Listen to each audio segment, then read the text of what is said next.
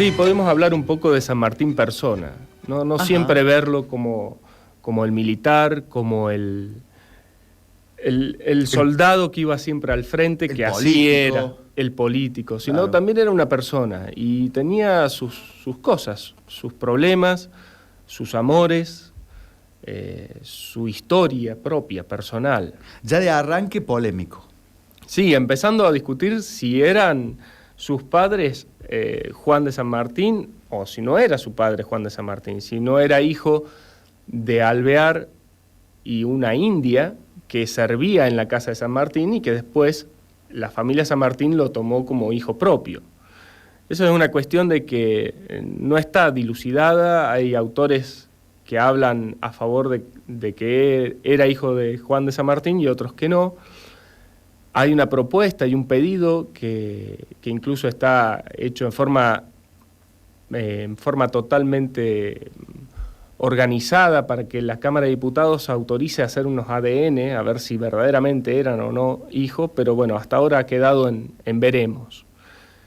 Y bueno, y tuvo una infancia muy tranquila en Yapeyú. Imaginás lo que era Yapeyú en 1800. Después sus primeras letras pasó a aprenderlas en Buenos Aires, que es a donde fue derivado el padre. El padre había sido gobernador de Yapeyú. Ya viene, digamos, con una ascendencia política. Política y militar. El padre era militar. El padre era militar y había sido mandado desde España. ¿Te referías al general Alvear o a don Juan de San Martín? No, vamos a creer que era Juan de San Martín, que yo creo que era Juan de San Martín.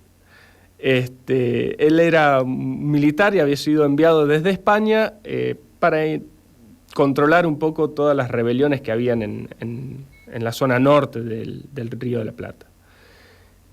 Y bueno, después, como te decía, regresa a Buenos Aires y el padre al fin pide que lo dejen regresar a España, regresa con toda su familia y a los 11 años ingresa en la carrera militar.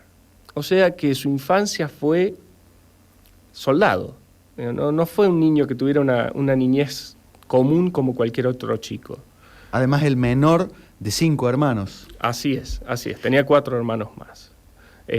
Algunos sobrevivieron antes, otros murieron. Era muy común que los chicos murieran antes, sin llegar a la mayoría de edad. Claro. Y bueno, fue un militar muy valiente. Hizo una vida muy tranquila en España en lo que es personal de él. Tuvo algunas heridas por combates, sufría ya de dolencias, de un poco de reuma y dolores abdominales, que no se explican muy bien todavía en Europa de qué se trataban, pero que tenía problemas de salud ya del abdomen. Y así llega al 1812, cuando pide la baja en el ejército español, pasa a Londres y de Londres se embarca con Alvear y Zapiola hacia Buenos Aires. Y bueno, ya llegado a Buenos Aires, no llevaba más de unos meses. ¿A todo esto soltero? Soltero y sin apuro, decían. Sí. Estamos hablando de San Martín hombre.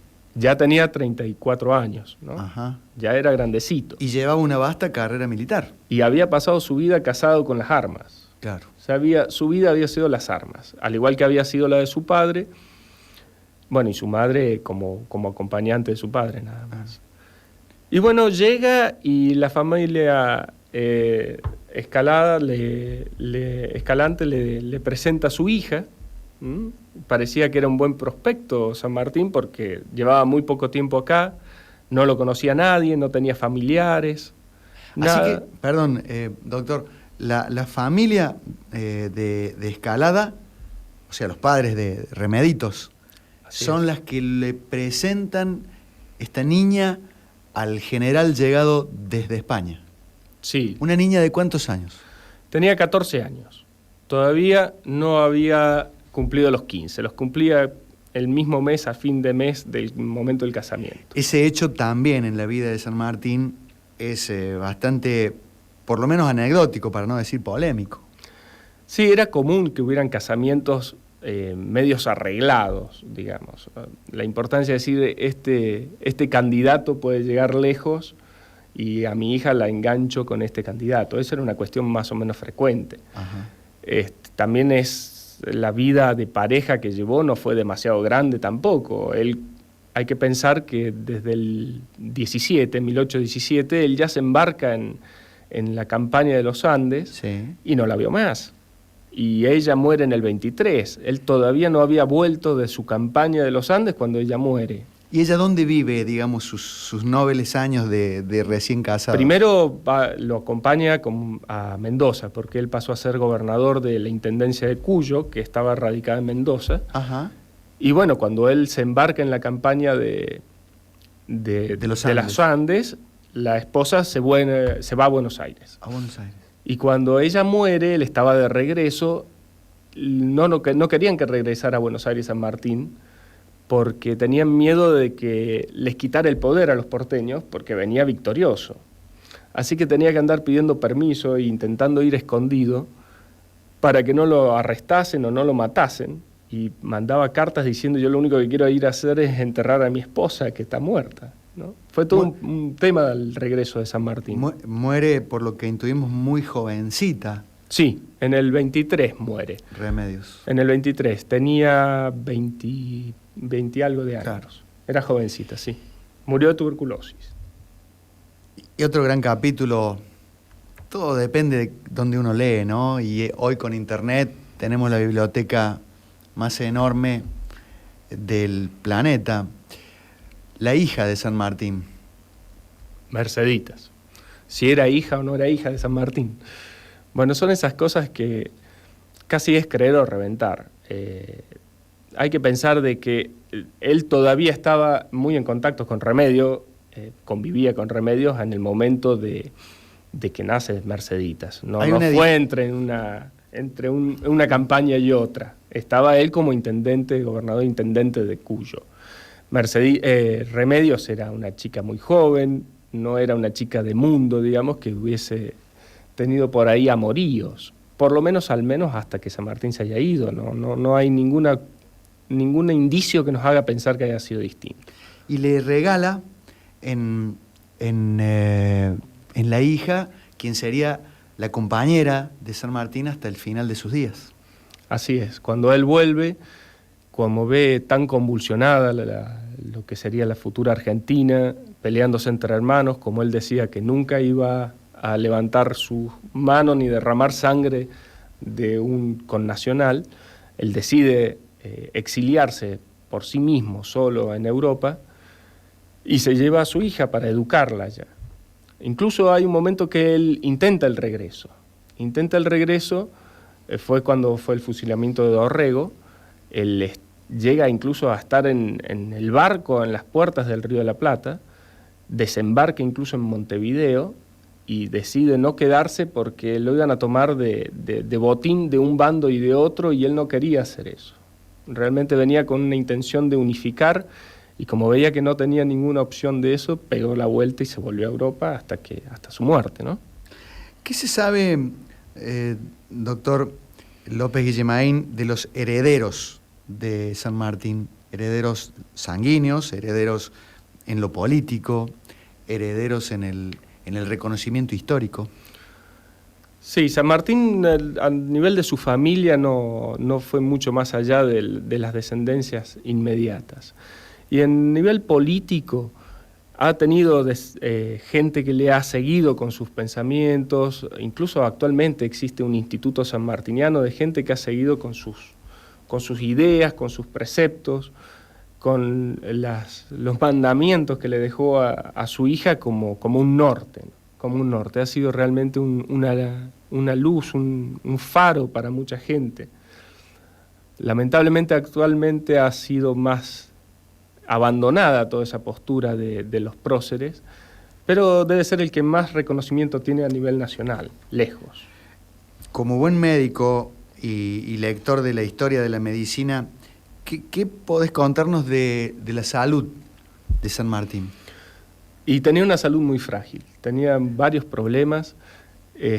Una persona que tenía reuma, sufría de reuma, lo cual producía dolores muy grandes. ¿Desde muy joven? Desde joven, Ajá. desde joven. Incluso hay que pensar que en esa época no había todas las farmacias y todos los remedios que hay ahora, así que calmar el dolor se calmaba con opio. y bueno, y era muy común que se hiciesen adictos a esa medicación. Así que San Martín era adicto al opio. Y parte por esa adicción al opio y parte por el estrés que tenía dolores abdominales también desde muy joven, desde que estaba en Europa, tenía hemorragias digestivas, o sea, vomitaba sangre. Y en cantidades muy importantes, a tal punto que sabía dejarlo en cama y pasarse más de 15, 20 días en cama. Su primer venida, por ejemplo, a Córdoba fue después de unos episodios de vómito de sangre, cuando lo envían a reemplazarlo a Belgrano, al Ejército del Norte. Tiene unos vómitos de sangre, entonces, como estaba muy débil y había decaído mucho su salud, pide permiso que el triunvirato, el segundo triunvirato se lo otorga, y se viene a Córdoba, que es su primer venida a Córdoba, para reponerse y descansar. En realidad era para sacarse un poco las cosas de la cabeza, porque se ve que le trabajaba mucho la cabeza y le repercutía en su estómago, ¿no? El famoso estrés que dice. Suponer que algunas decisiones de San Martín fueron tomadas bajo efecto de los opiáceos. No, San Martín fue muy inteligente en todas sus decisiones, fue muy metódico, muy pensante y realmente parecía que jugaba con las blancas en el ajedrez. Siempre estaba un paso adelante. Quizás su único momento más débil, o en el momento que tuvo una ligera falla, que fue más que por una falla propia, por un problema de comunicación con la tropa, fue en Cancha Rayada, que fue la gran derrota de San Martín, ¿no? Y finalmente va a dar con sus huesos a Boulogne-sur-Mer, en Francia. ¿Por qué? Y hay todo un periplo. San Martín vuelve de América hacia Europa, no puede ir a España, no iba a ser muy bien recibido. Ajá. Entonces termina en Londres. De Londres pasa por Escocia, de Escocia pasa por Bélgica, en el cual estuvo unos años. Incluso le ofrecen dirigir el ejército de los que se querían independizar de Bélgica, que él rechaza el ofrecimiento. Y después un amigo de él le dona unos terrenos en Francia, y es así como él termina en Francia, gracias a la donación de un amigo europeo que había combatido con él en la época en que él combatía por España. El testamento de San Martín, algunos dicen que es multimillonario y que no logró cerrarlo, terminarlo, adjudicarlo. Otros dicen que fallece en la mayor de las pobrezas. No era ni pobre ni rico. En realidad, si tenemos que inclinarnos hacia una de las dos cosas, pensamos que es pobre. Digamos que no tenía una jubilación del ejército español. No, los españoles no le tenían mucho cariño. Ni del ejército inglés. No, lo único que tenían es una pensión que le daba el Perú, porque él había sido nombrado protector del Perú, pero también venía de vez en cuando. Era más o menos como lo que le mandan a Schiaretti, dice, desde La Nación. Venía a veces sí, a veces no llegaba. Hay que pensar que los países de Sudamérica se encontraban en un estado de convulsión, con mucha pobreza, con muchas deudas por la independencia, con luchas intestinas que les gastaba todo el dinero, así que verdaderamente girar dinero a Europa para San Martín por ahí se les olvidaba un poco.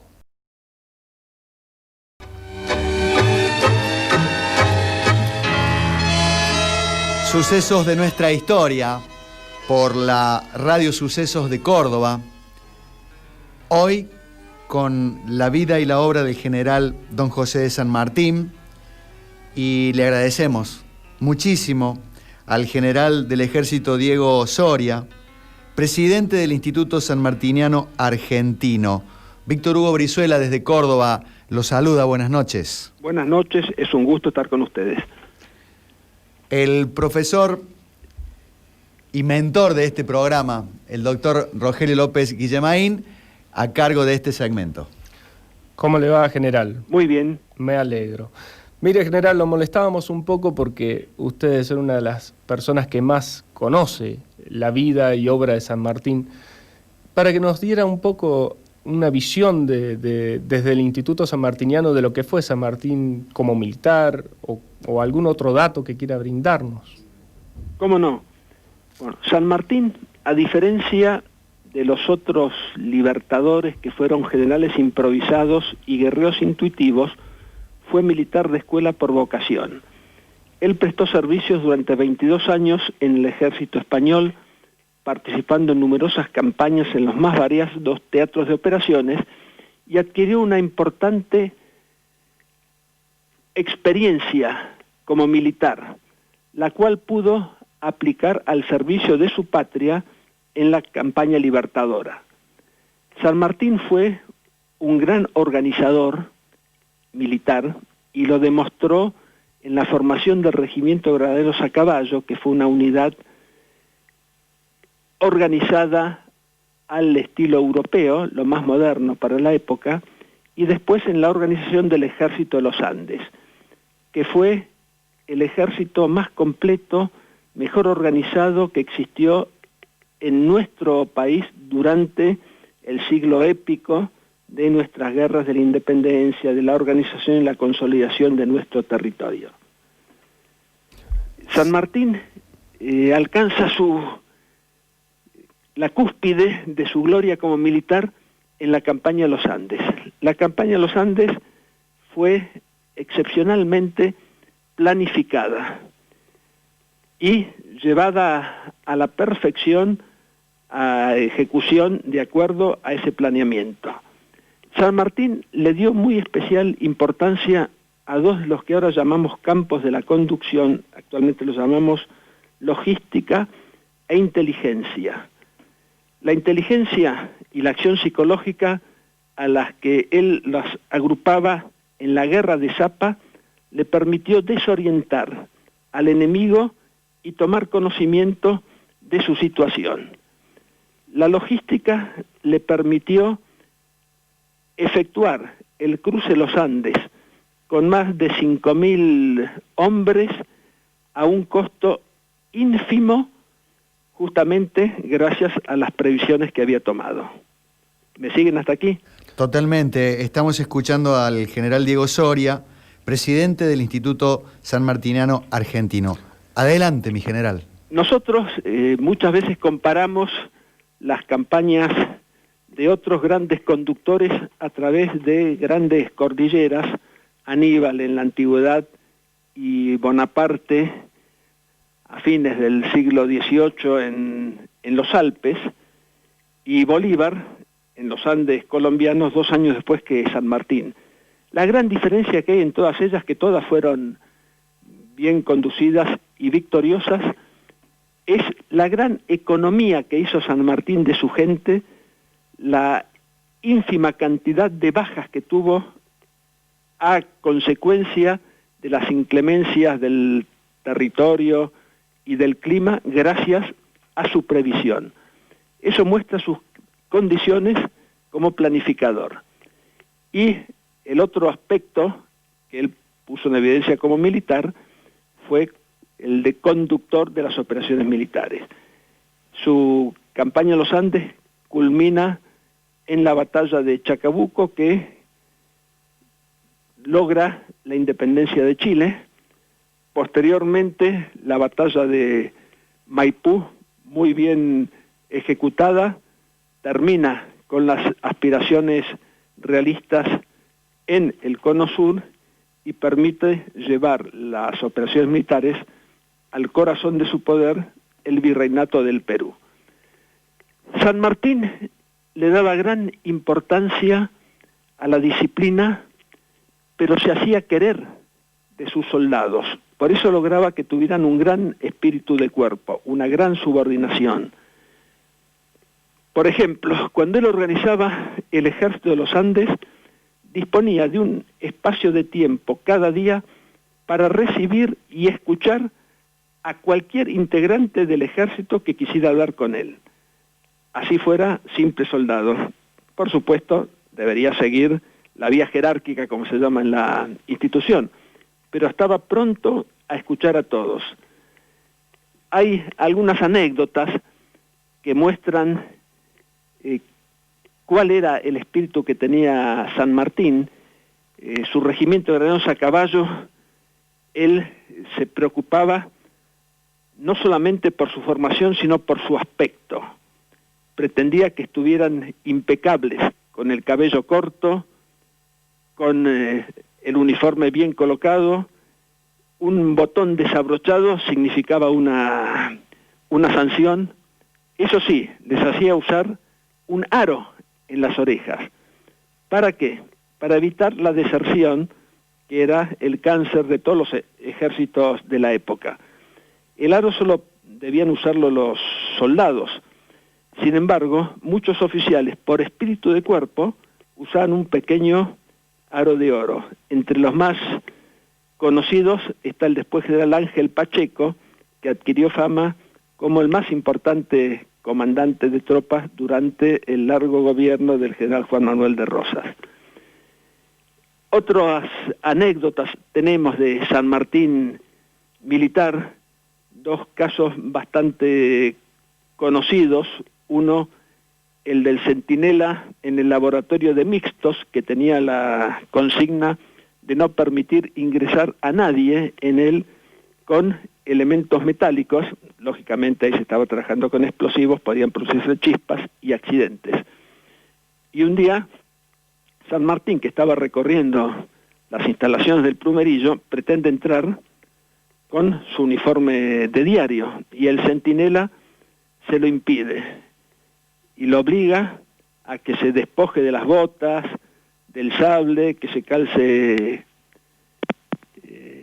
las fundas de tela, una especie de alpargatas para poder entrar. Ajá. Y San Martín así lo hace. Cuando el soldado termina la guardia, recibe el orden de presentarse al general, y el soldado va un poco asustado, pensando que tal vez sería regañado por haberle impedido entrar a San Martín como él pretendía, y San Martín lo recompensa entregándole una bolsa de dinero por la forma en que había sabido cumplir su misión, aún oponiéndose a su propio general. Hay otra anécdota que también muestra esa relación que tenía San Martín con sus subordinados, eso que decíamos que cualquier integrante del ejército podía ir a verlo. Un día se presenta un capitán y le dice al ayudante que quería hablar no con el general San Martín, sino con el ciudadano San Martín. A San Martín le sorprende el pedido de este capitán y lo hace pasar. Y el capitán le dice: mi general, yo soy el habilitado de mi batallón. El habilitado era el que debía manejar los dineros para el pago de sueldos, y tengo el vicio del juego y perdí el dinero para pagar el sueldo de este mes. Y yo le pido si usted me puede hacer algo para evitar mi deshonra. Entonces San Martín le dio a préstamo el dinero y le dijo: pero no vaya a repetírselo a nadie, porque si el general San Martín se entera de lo que usted ha hecho, lo va a hacer fusilar de inmediato. No sabemos, no lo dice la historia, si después el capitán pudo devolver el dinero que San Martín le había prestado. Bueno, son aspectos que nos permiten conocer algunas características del hombre San Martín en la vida militar. Sucesos de nuestra historia. Nuevamente le agradecemos al general Diego Soria, presidente del Instituto Sanmartiniano Argentino, que nos regala algunos minutos esta noche. Sí, general. Quería aprovechar para hacerle algunas preguntas de algunos mitos o algunas cosas que están en el acervo popular. Por ejemplo, ¿qué fue de cierto de Cabral? ¿Existió o no existió? Sí, por supuesto. ¿Hizo lo que dicen que hizo? Sí, hay quien se suele poner en duda es el negro Falucho. Ajá. Yo creo que existió y hay algunos documentos que lo prueban. Pero no hay ninguna duda que existió Cabral, porque en las listas de revista del regimiento figuran los granaderos Juan Bautista Cabral y Juan Bautista Baigorria. Y en el parte del combate de San Lorenzo figura la lista de bajas. Y ahí dice, entre las bajas, el granadero Juan Bautista Cabral, de la primera compañía del primer escuadrón, hijo de fulano de tal y sutana, soltero, natural de Saladas, Corrientes. Es decir, no hay ninguna duda porque están los documentos. Por otra parte, se sabe que San Martín, el día ese 3 de febrero, el santo y seña que dio para la seguridad de sus tropas durante la noche era Cabral, mártir de la libertad, y que hizo colocar en el cuartel Granaderos una placa recordándolo, y hacía que en la compañía a la que había pertenecido Cabral en la formación de la tarde, cuando se pasaba lista a los soldados, se los siguieran nombrando, y el sargento de semana contestaba: presente, murió en el campo del honor, pero vive en nuestros corazones, viva la patria, Granaderos. Eso no hay ninguna duda. No sé de dónde surgió la versión de que era un mito. Leyenda, claro. El caso del soldado Falucho, ese hay menos documentos. Mitre lo cuenta ese episodio, y en el Perú hay una vieja tradición sobre la existencia de Falucho, pero el caso de Cabral es totalmente distinto porque está documentado. Bueno, y general, cuénteme, San Martín, ¿cómo pasó la cordillera? ¿La pasó a caballo, en caballo blanco, como salen los dibujos? No, la pasó lógicamente en mula. Todo el ejército iba montado en mulas, incluso la infantería. El ejército estaba compuesto por 3.900 combatientes y 1.300 auxiliares, y se llevaron 11.000 mulas para transportar todo el material y para que todo el personal, aún los infantes, fueran montados, porque si no iba a ser un desgaste muy grande hacer esa marcha a pie. La caballería y los jefes llevaban caballos, pero esos caballos no los montaban durante la marcha, los tenían para montarlos en combate o en los desfiles. Por supuesto, cuando San Martín se lo representa, como es una figura ideal, siempre queda más lindo que aparezca caballo. Sí, general. Y quería hacerle una pregunta más antes de dejar que el conductor del programa siga con algunas otras inquietudes. ¿Qué pasó en Guayaquil? ¿Qué pasó con Bolívar? ¿Por qué dio media vuelta y se fue? ¿De qué hablaron? ¿Hay alguna forma de saberlo? Cuando Bolívar estaba desarrollando la última fase de su campaña en el territorio Nueva Granada, la actual Colombia, encontró una fuerte resistencia en el sur del territorio neogranadino, en la zona de Pasto. Su lugarteniente, el general Sucre, desde Guayaquil debió operar contra el último reducto realista que quedaba al norte del Perú, que era la presidencia de Quito, la actual República del Ecuador. La primera campaña de Sucre sobre Quito fracasa porque no tenía fuerzas suficientes. Entonces Bolívar y Sucre le piden a San Martín que le envíe refuerzos. San Martín manda una división del ejército del Perú, recordemos que él era protector y gobernante del Perú, estamos hablando de comienzos del año 1822, y manda una división integrada por 2 batallones de infantería peruanos, un escuadrón peruano y el escuadrón de granaderos a caballo argentino que estaba al mando del entonces mayor Juan Lavalle. Las otras 3 unidades peruanas también estaban al mando de oficiales rioplatenses, y gran parte de sus oficiales eran argentinos. Esa división contribuye enormemente a la victoria de Pichincha, con lo cual todo el territorio ecuatoriano cae en poder de las fuerzas de Sucre, y eso hace que la resistencia en el sur de Nueva Granada también cese, y con eso Bolívar se encuentra sin enemigos en el territorio que él reúne en la República de Colombia, o Gran Colombia, como se la llamaba. San Martín, en cambio, si bien había conseguido proclamar la independencia del Perú, apoderarse de Lima, tenía bajo sus órdenes alrededor de 5.000 hombres, mientras que el virrey, que había establecido su sede en el Cusco, en la montaña, tenía más de 20.000. no tenía fuerzas para enfrentarlo. Entonces San Martín le va a pedir a Bolívar el apoyo de las fuerzas gran colombianas que ya no tenían enemigos.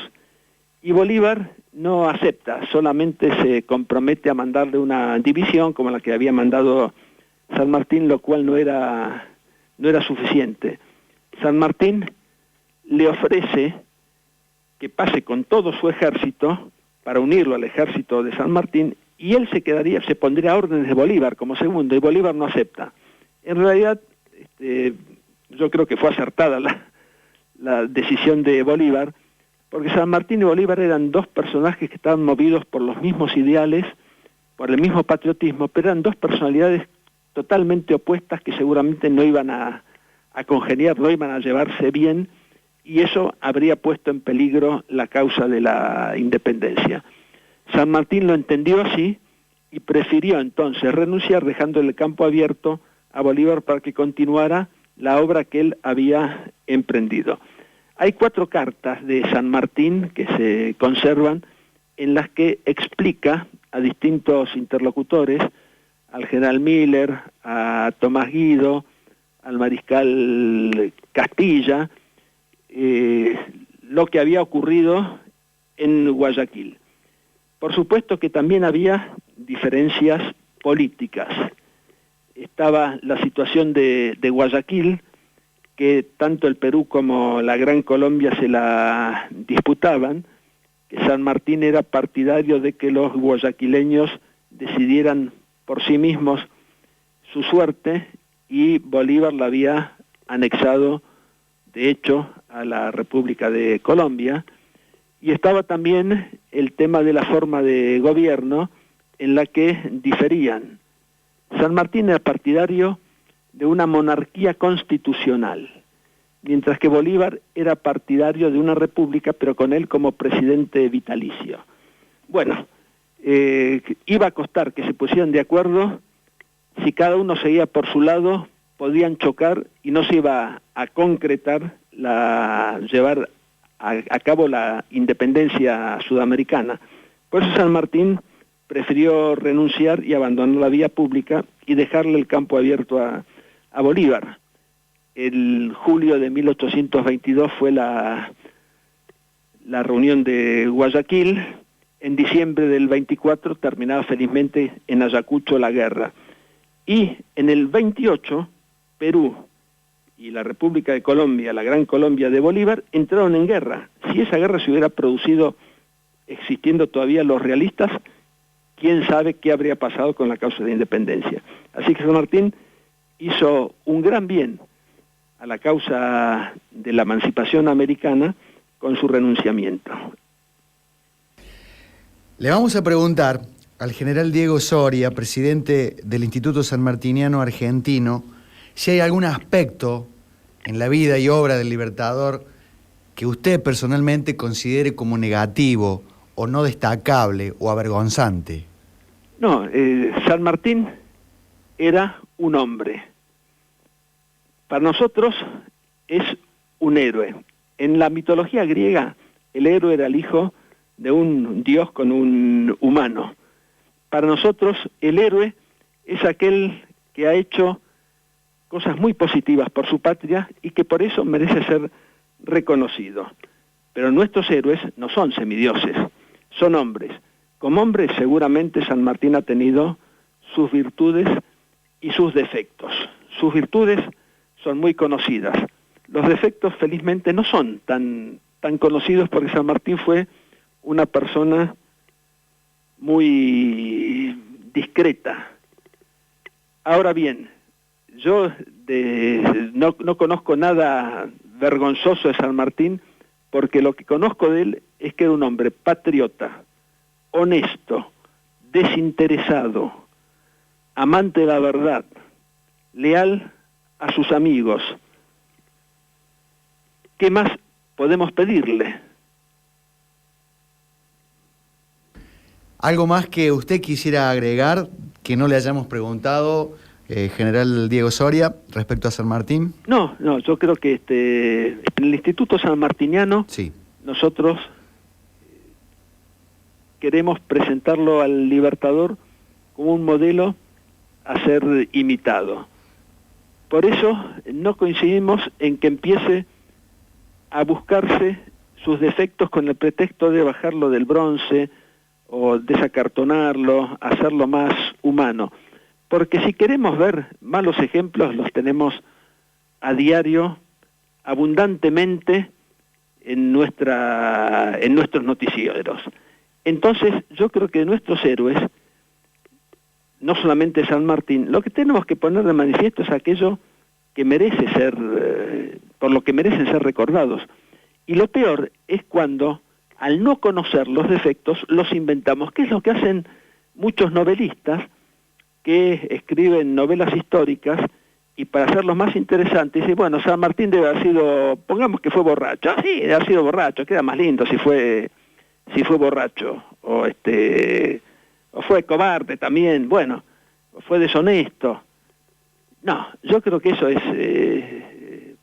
algo totalmente negativo e injusto, porque si no tenemos elementos de juicio, no tenemos documentos, y a mí que alguien me muestre un documento que pruebe que San Martín era borracho, deshonesto o cobarde, no hay ninguno. Entonces, ¿por qué enlodar la figura de los próceres? Y si hay otro prócer del que conocemos aspectos que son negativos, pero esos no los pongamos de manifiesto, pongamos de manifiesto aquello que nosotros tenemos que tratar de imitar. Ese es el pensamiento que tenemos en el Instituto Sanmartiniano.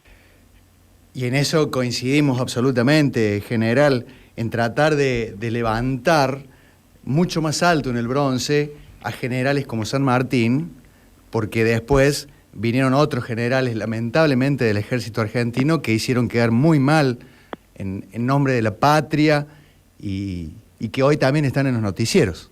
Sí, como hubo también, lamentablemente, muchos políticos y muchas personas de otros ámbitos, ¿no es cierto? Sí, por eso el sentido de este programa. ¿Pero sabe quién tuvo la culpa de eso? ¿Quién? Adán y Eva, con el pecado original, que son los que trajeron los males al mundo. Somos hombres, somos débiles, tenemos el pecado original y por eso no hay nadie perfecto. Gracias, mi general. Bueno, gracias a ustedes. Ahí estaba entonces el general Diego Soria, presidente del Instituto Sanmartiniano Argentino, que ha tenido la deferencia de atendernos desde Buenos Aires, y con un recorrido sobre la vida militar de San Martín fantástico. Sí, no, con una riqueza, indudablemente sí. Debe pasarse varias horas del día leyendo de San Martín, porque uno no tiene por ahí muchos argumentos para discutirlo. Claro. Sabe más que el propio San Martín, creo, de su vida. Claro. Pero un poquitito, debo decirles que me espantó, me preocupó, me dio cierta cosita y no pude dejar de hacérselo notar cuando él habla de que en nombre de la patria y que hoy el problema está en los noticieros. Y bueno, también hay generales del ejército que ocupan grandes momentos, grandes segundajes de televisión por su avergonzante tarea en nombre de la seguridad, de la patria y del Estado. Hicieron cosas que San Martín seguramente no les hubiera perdonado.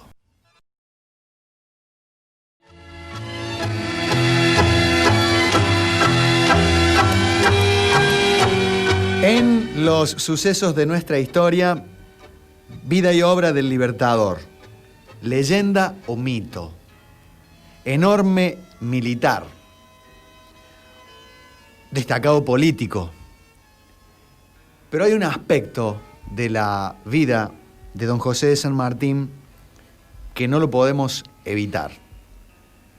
Fundador de la Logia Buenos Aires, luego Logia Lautaro, un hombre de la masonería. Y ahora le pongo el signo de interrogante.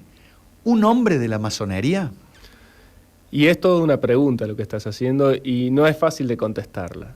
Hay quienes dicen que sí, quienes dicen que no. Hay muchos autores. Por ejemplo, Mario Menegheni dice que no era masón. Cocurese dice que sí era masón, Brizuela dice que sí era masón, Ambrosini dice que no, Alcíbiades Lapas dice que sí. Uno puede recorrer gran cantidad de lista de autores que dicen una cosa u otra. El mismo Terráneo, Rodolfo Terráneo, también ha escrito un libro muy interesante en el cual habla de San Martín masón. Ahora, doctor López Guillemain, ¿qué tendría de malo o de bueno que el hombre hubiera sido masón?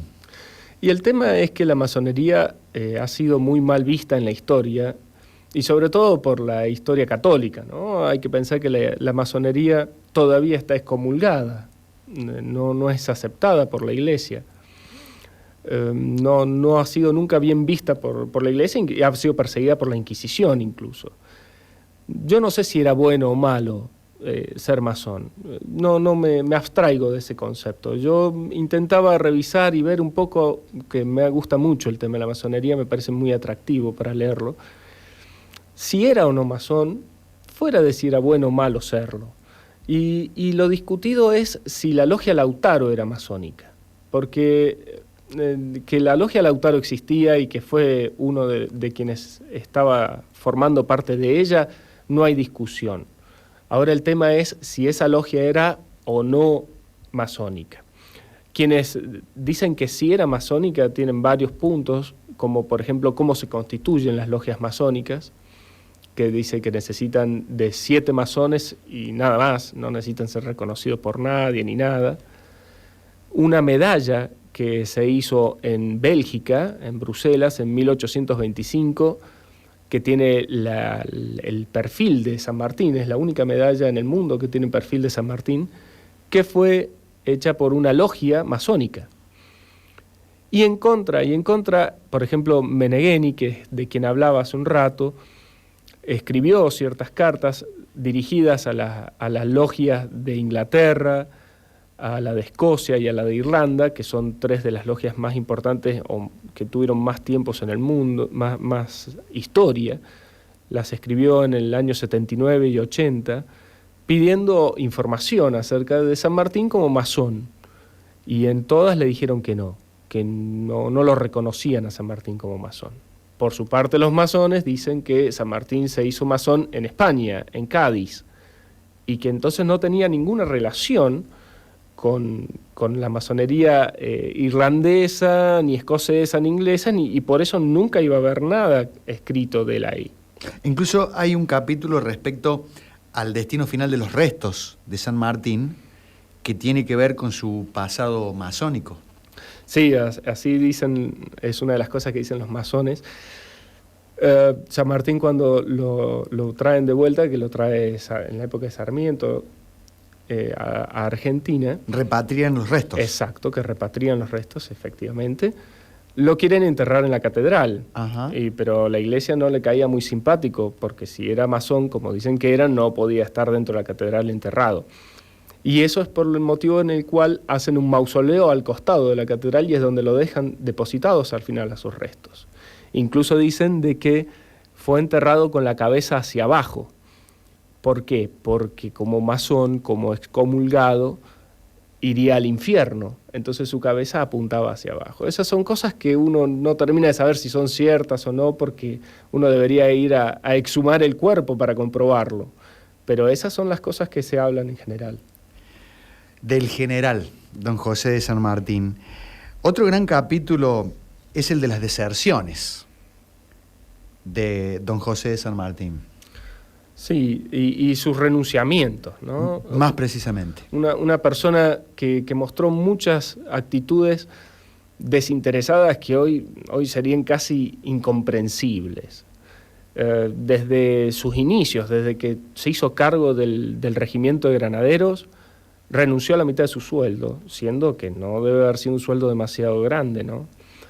Después, cuando estuvo en Mendoza, le donaron 250 cuadras de la zona central. Estamos hablando de una superficie de terreno muy grande, y él decidió que esas debían estar destinadas a los soldados que volviesen de la campaña de los Andes, aquellos que sobreviviesen como un premio.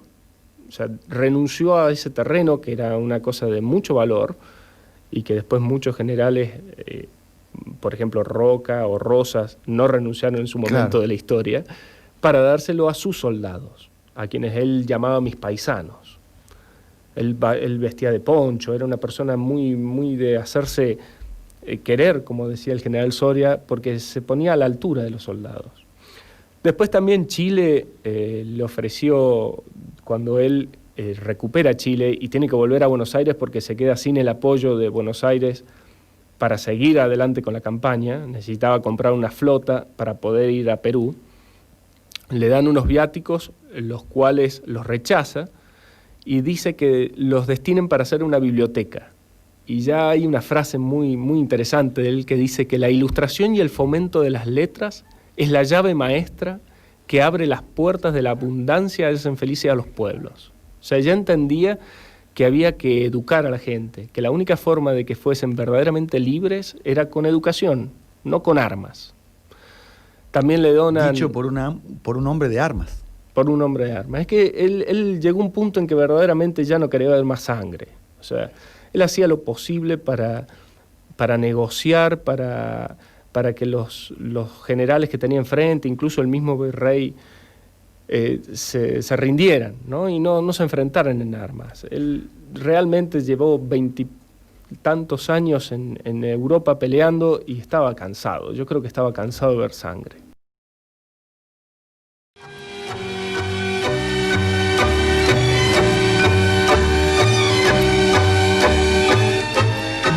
Estamos por Sucesos en 104.7 AM 1350 y al mundo con Real Audio en www.radiosucesos.com. Hoy lanzados en Sucesos de nuestra historia con la vida y obra del libertador, el general Don José de San Martín. Y vamos a recibir a un verdadero estudioso de nuestro héroe máximo nacional, el doctor García Hamilton, a quien hemos molestado en esta noche desde Córdoba a su domicilio en Buenos Aires. Muchísimas gracias por la atención, doctor. No es nada, no es ninguna molestia, para mí es un gusto, un honor estar con la audiencia allá de Córdoba de ustedes sobre un tema histórico. Un placer. Bueno, doctor García Hamilton, yo también lo saludo, ¿cómo le va? ¿Con quién estoy hablando? ¿Con Rogelio? Rogelio, así es, ¿cómo está? Muy bien, un placer, un honor. Bueno, no, el honor es nuestro. Quería preguntarle, para empezar, ¿cómo lo definiría usted a San Martín? Un ser humano, nunca usaría las dos palabras que usaron ustedes, libertador y héroe. Libertador no me gusta porque ese es un concepto de países que piensan que la libertad les viene de un ser humano, generalmente de una persona, de un general, de un militar. Por ejemplo, es un concepto latino, es decir, la libertad no le debemos a Napoleón. Entonces, si la libertad se debe a un militar, así como me la da, me la quita. Yo tengo otro concepto de la libertad como algo cotidiano, natural, espontáneo, que se debe ejercitar y defender todos los días, porque si no lo defiendo alguien me la quita. Por ejemplo, un periodista tiene que defender la libertad de prensa todos los días. En la pareja tenemos que defender nuestra libertad, del otro término de la pareja, del cónyuge, del novio, lo que sea. Todos los días tenemos que defender nuestra libertad. Y así, en la calle, en la ciudadanía, ese es el concepto a mí de libertad que me gusta, ¿no? Y eso de héroe tampoco me suena bien, es decir, los héroes son seres humanos, son... a lo mejor que en alguna rama, en alguna área hicieron cosas extraordinarias, ¿no? Pero héroe es como que le da una dimensión divina, una cosa sobrenatural, como ha pasado con el culto de San Martín, ¿no? Que le han dado una naturaleza así sobrenatural, lo han puesto en la catedral. Hoy hay un proyecto del diputado socialista Roy Cortina de sacar sus restos de la catedral, ¿no? Parece una cosa un poco extravagante, pero en realidad eso de poner a un guerrero, es decir, alguien cuya profesión es la muerte o la herida o herir en el templo mayor de una religión que se dice pacifista, parece haber una contradicción también, ¿no? Si el catolicismo es la religión de la paz, cuesta mucho entender que esté un guerrero adentro, ¿no? Pero en fin, es nuestro país, es Hispanoamérica. O sea que no cree en un culto hacia San Martín, en hacer de él una figura tan importante, tan omnipresente.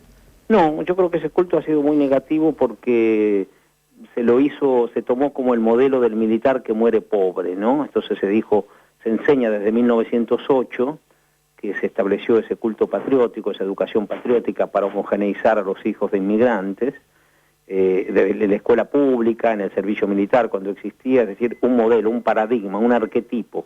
el militar que muere pobre. Entonces, por ejemplo, el hijo de un migrante veía que su papá trabajaba en la fábrica o en el campo, su madre trabajaba en la casa, pero cuando iba a la escuela, como me pasaba a mí, decía, no, el modelo es el militar que muere pobre. Es decir, que se exaltaba la violencia propia de los militares y se exaltaba la pobreza.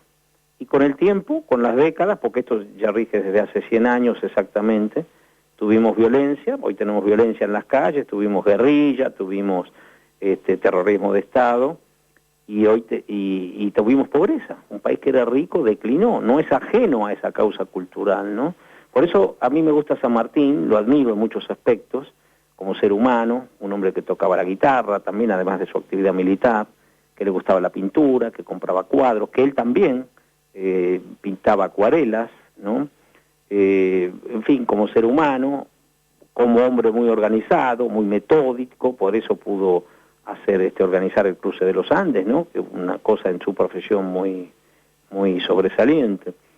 Pero me gusta tenerlo como ser humano, que también tenía envidias, que también tenía celos, que también tenía odios, como decepciones, como todo ser humano, ¿no? Grandezas, abnegaciones, pero también defectos. En cambio, la escuela pública lo presentan como un héroe, como dicen ustedes, es decir, que solamente tenía virtudes, solamente tenía generosidad, abnegación. No creo que haya sido así, ¿no? Porque ningún ser humano es así, ¿no?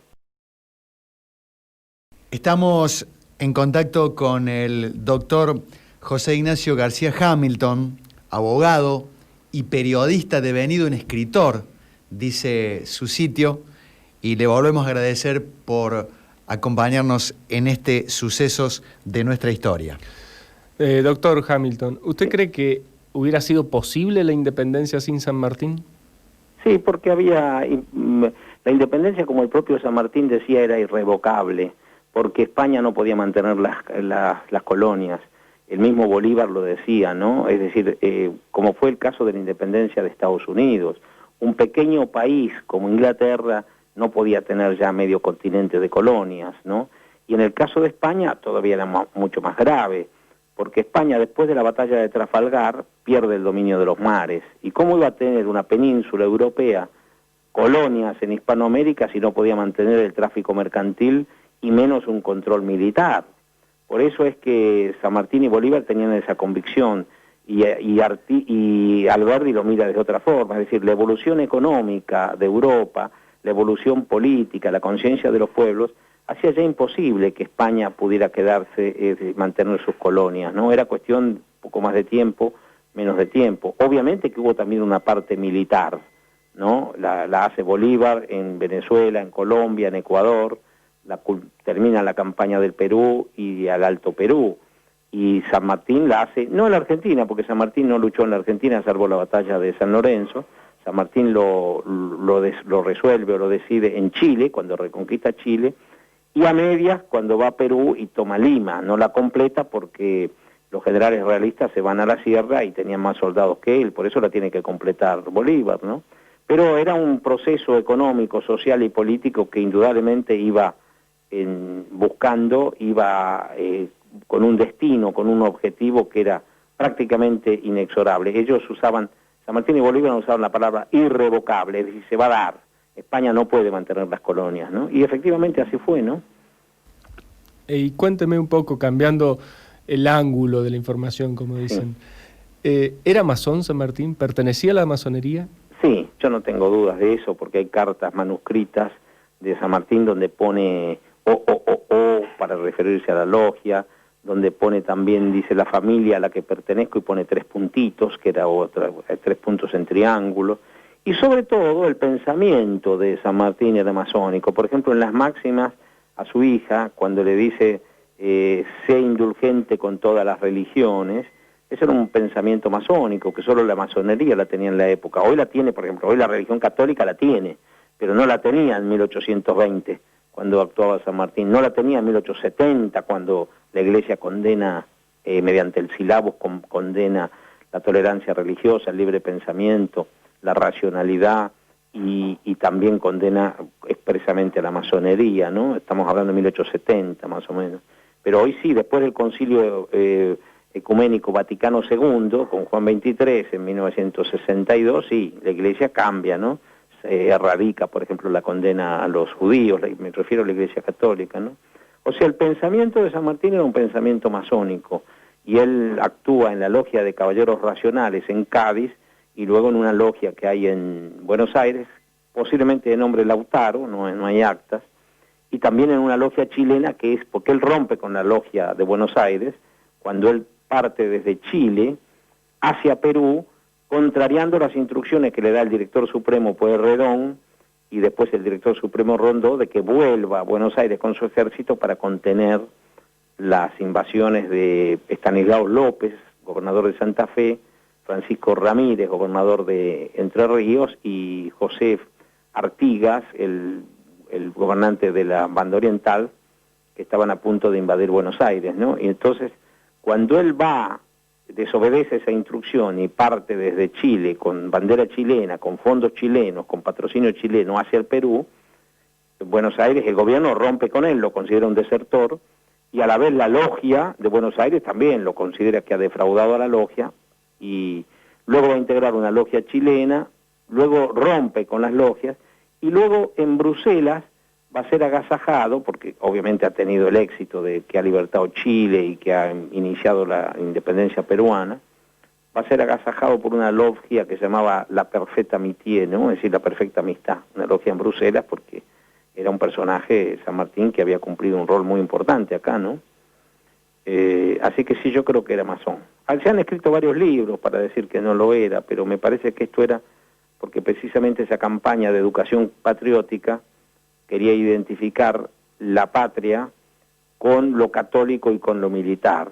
Entonces, la masonería o la condición de masón de San Martín no entraba dentro de esa concepción, era como una contradicción, una incoherencia. Entonces, varios autores dijeron, no, San Martín no fue masón, era un buen católico, cuando en realidad San Martín no era anticatólico, era anticlerical, que es distinto, ¿no? Porque la masonería no estaba en contra de la religión o de todas las religiones, lo que estaba en contra del clericalismo y de que las religiones fueran de Estado y fueran intolerantes, pero la masonería no estaba en contra de las religiones. Y era el caso de San Martín, ¿no? San Martín era anticlerical, a los sacerdotes, por ejemplo, hay cartas donde él les llama monigotes a los sacerdotes, ¿no? Así que bueno, contestando tu pregunta, sí, yo creo que era masón.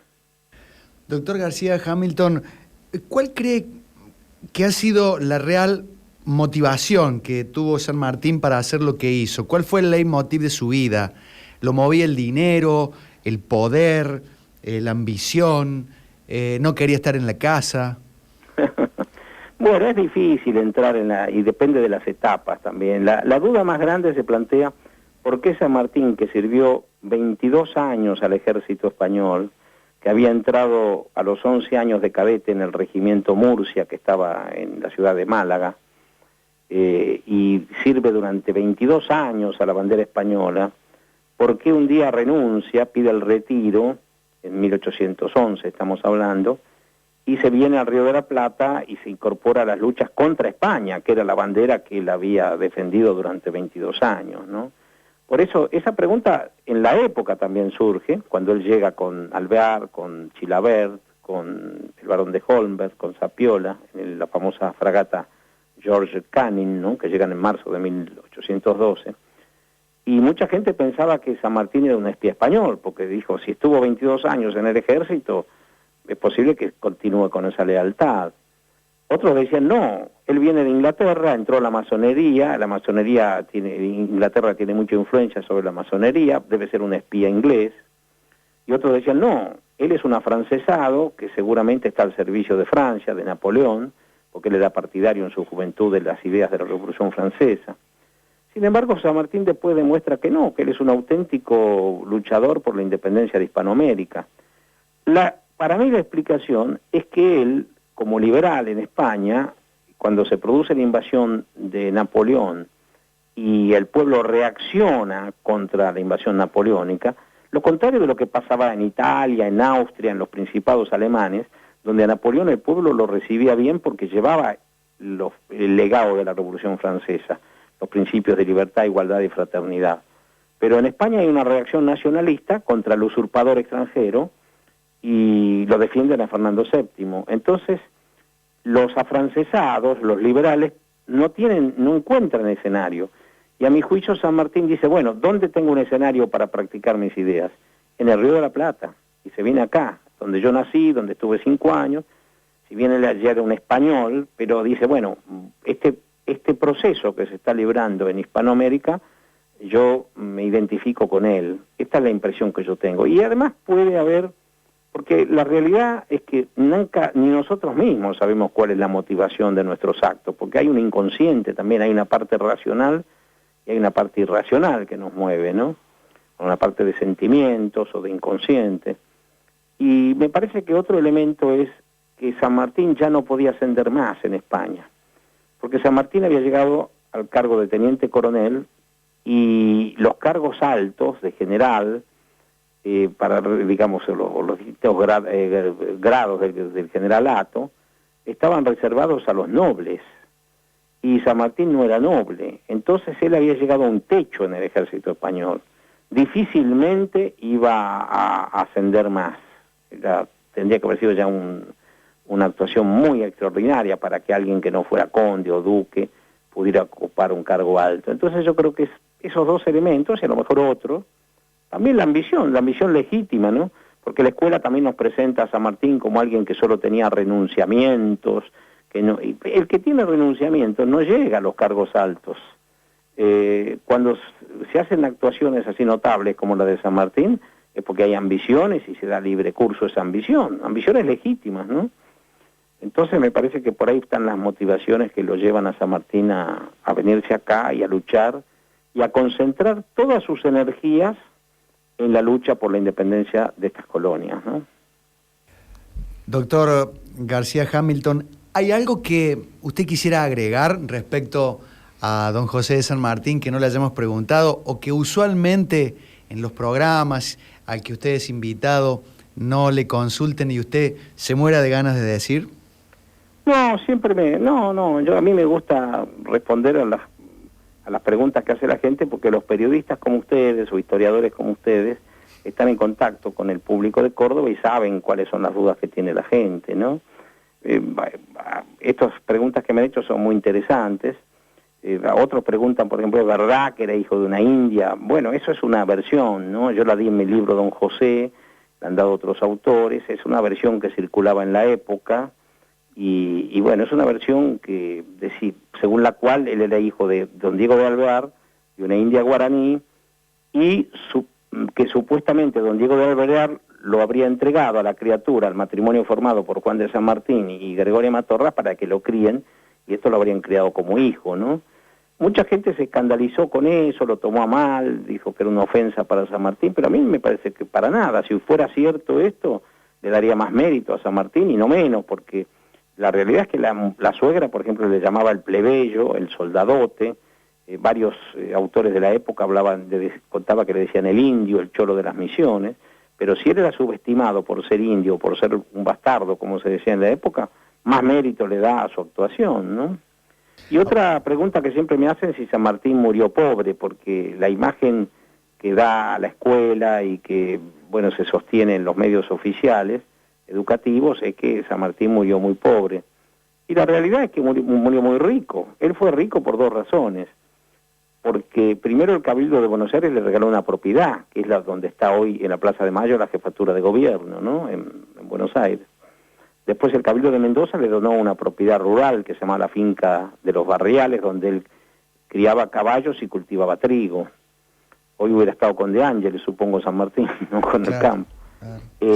Después el Cabildo de Santiago de Chile le regaló también una finca que se llamaba la finca de Ñuñoa.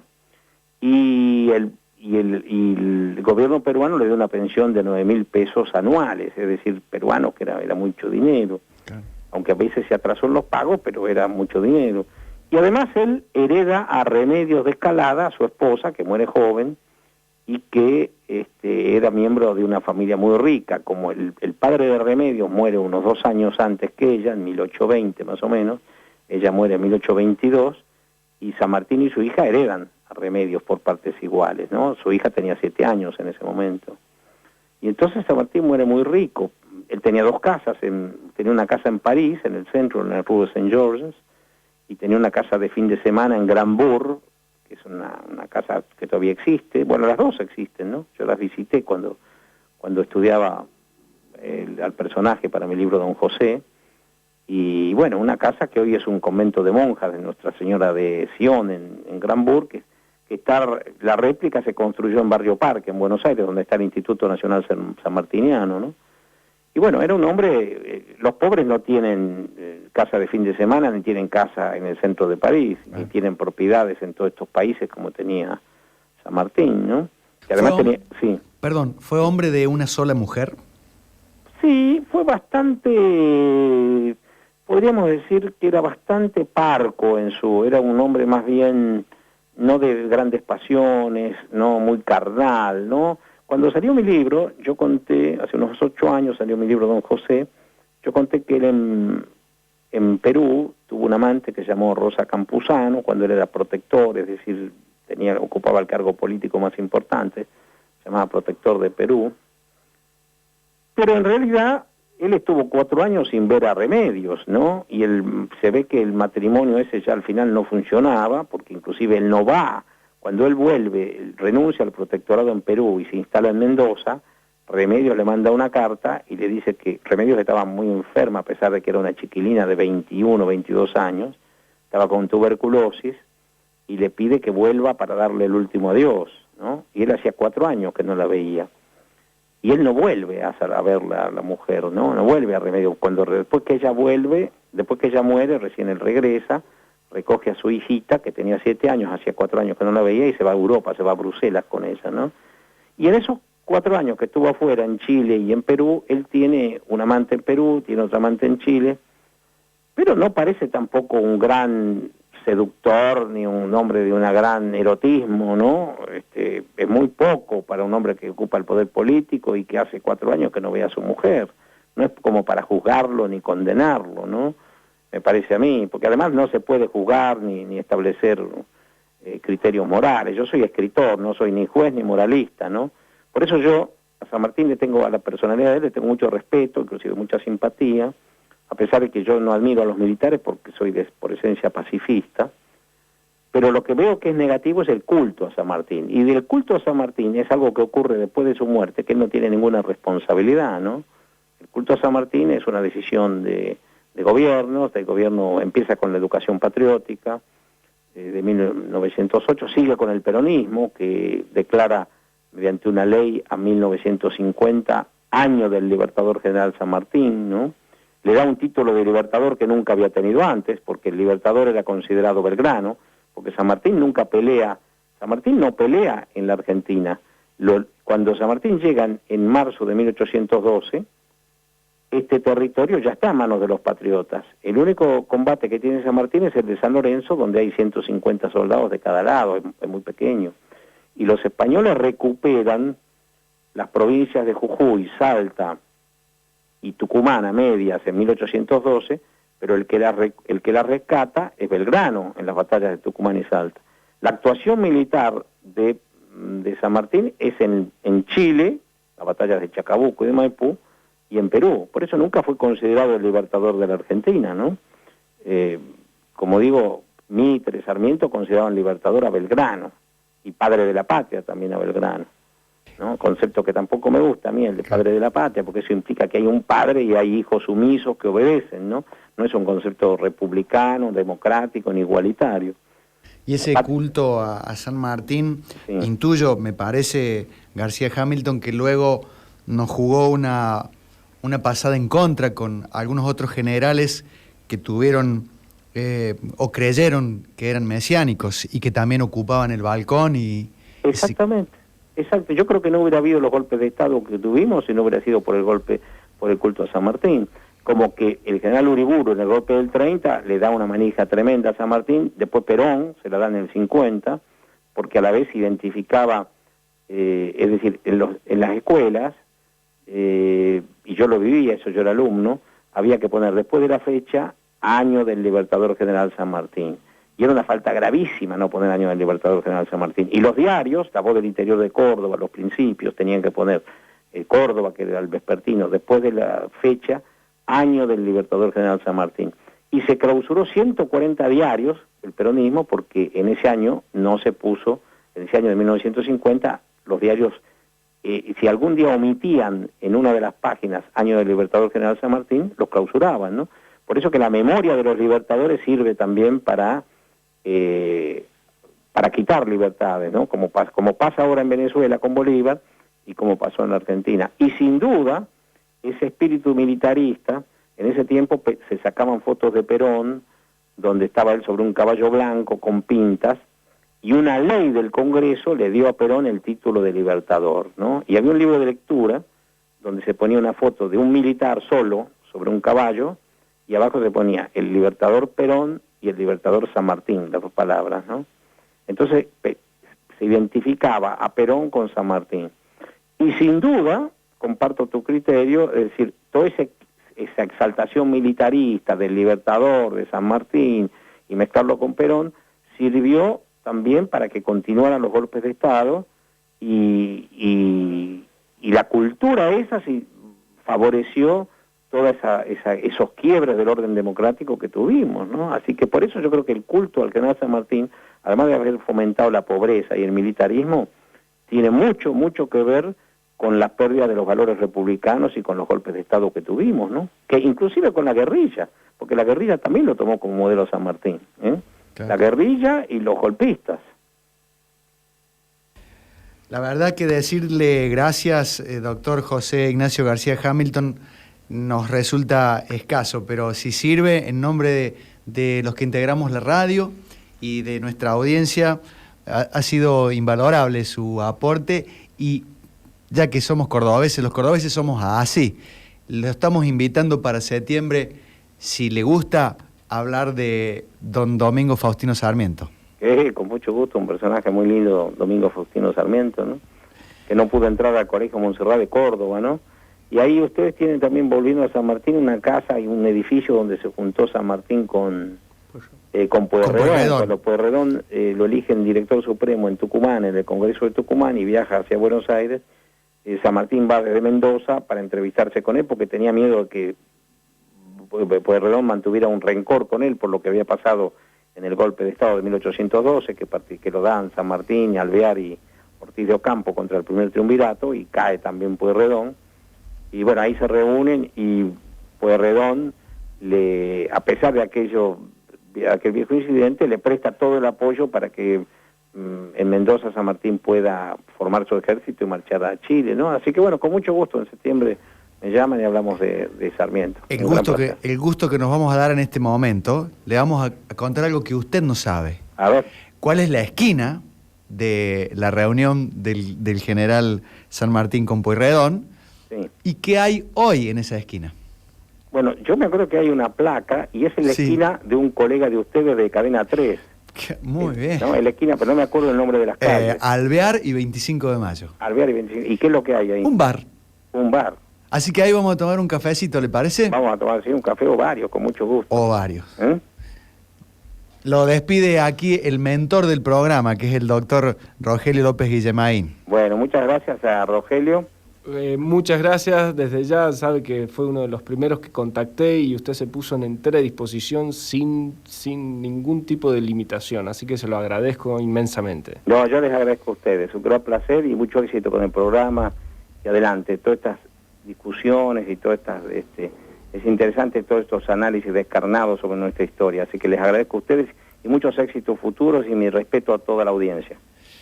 Dice la página web: abogado y periodista devenido en escritor, José Ignacio García Hamilton enarbola el estandarte de aquellas voces privilegiadas que, con dolorosa cadencia, sacan a relucir la ineludible faceta de aquellos próceres que empapelaron nuestra juventud de sueños virtuosos e idealistas, la humanidad y sus necesarias limitaciones. Gracias, doctor García Hamilton, en Sucesos de nuestra historia.